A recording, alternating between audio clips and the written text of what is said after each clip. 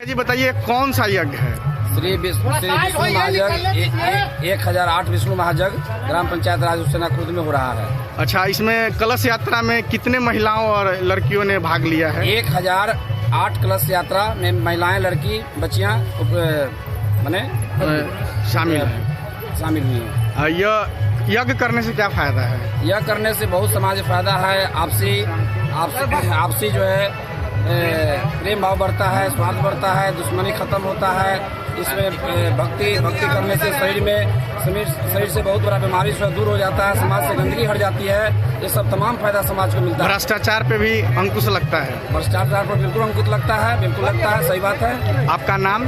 श्री प्रसाद सुमन, मुखिया ग्राम पंचायत सेना खुर्द।